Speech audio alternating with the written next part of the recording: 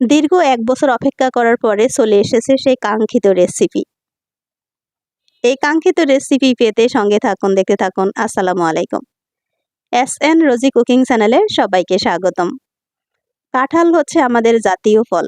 এটা জাতীয় ফল হিসাবে কেউ নিতে পারছে না, কিন্তু কাঁচা কাঁঠাল হিসাবে এটা ফেমাস একটা রেসিপি।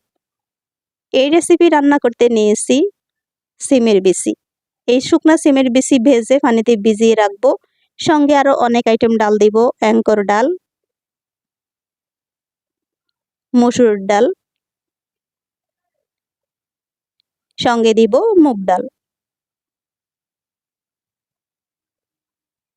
এরকম ৫-৬ আইটেম ডাল দিয়ে যদি যেই কোনো খাবারই রান্না করেন না কেন, এটা কিন্তু সেই সুস্বাদু হয়।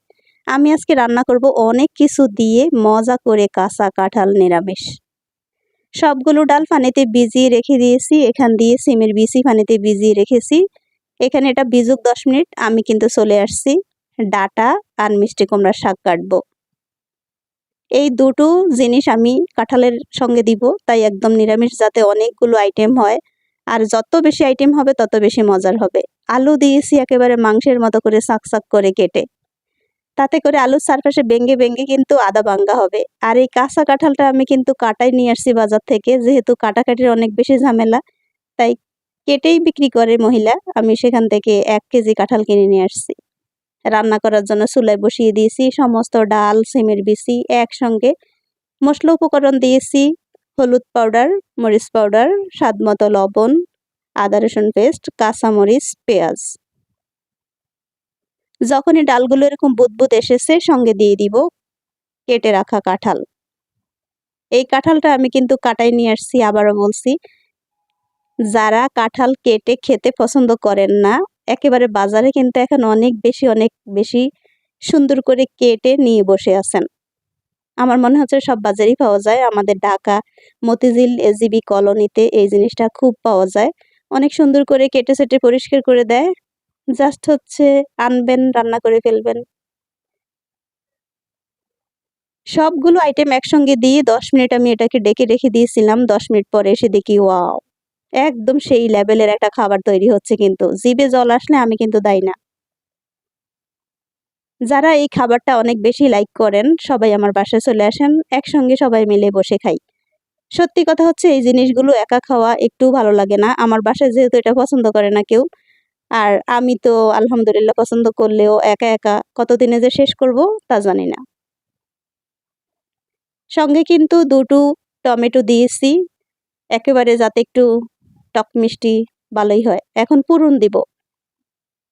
পুরন দেওয়ার জন্য দিয়েছি জিরা, শুকনা মরিচটাকে কেটে ছোট করে দিয়েছি।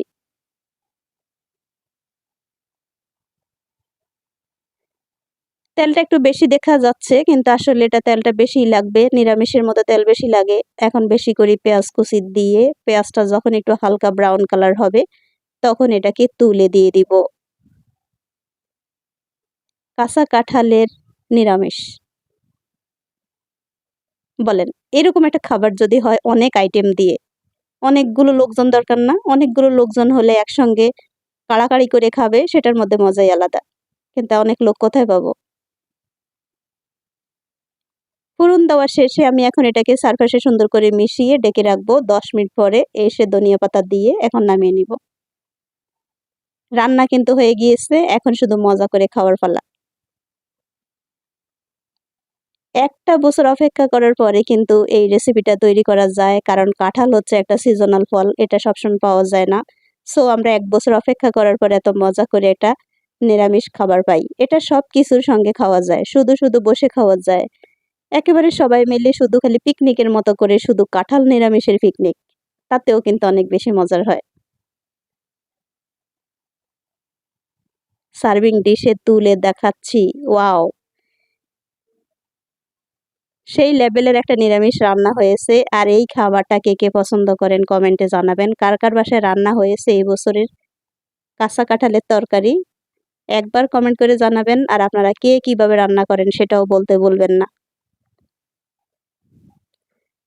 সর্বশেষে ভাইরে ভাই, এটা হচ্ছে ফাইনাল লুক আজকের কাঁঠাল নিরামিষের। দেখে যেমন মনে হচ্ছে, খেতে কিন্তু তার থেকেও বেশি দুর্দান্ত হয়েছে। যদিও আমার অনেক বেশি পছন্দের খাবার তো, তাই আমি এটাকে অনেক সুন্দর করে রান্না করে এখন ঠান্ডা করে খেয়ে নিব। কার কাছে কেমন লেগেছে কমেন্টে জানাবেন। যদি ভালো লেগে থাকে ভিডিওতে ছোট্ট একটা লাইক দিয়ে পাশে থাকবেন। আমার চ্যানেলে যারা নতুন চাইলে কিন্তু চ্যানেলটা সাবস্ক্রাইব করে সঙ্গে থাকতে পারেন। অলরেডি যারা এই কাজটা করে ফেলেছেন তাদেরকে অসংখ্য ধন্যবাদ। ভিডিওটা ভালো লাগলে ফ্রেন্ড সার্কেলের সঙ্গে শেয়ার করে নিবেন। যারা ফেসবুক থেকে দেখছেন একটা শেয়ার করে দিবেন। যারা ফেসবুক পেজ থেকে দেখছেন একটা ফলো দিয়ে দিবেন। যারা ইউটিউব থেকে দেখছেন প্লিজ লাইক শেয়ার কমেন্ট কিচ্ছু করতে ভুলবেন না। সবাই অনেক বেশি ভালো থাকেন নতুন আরেকটা রেসিপি পাওয়া পর্যন্ত। আল্লাহ হাফিজ। আসসালামু আলাইকুম।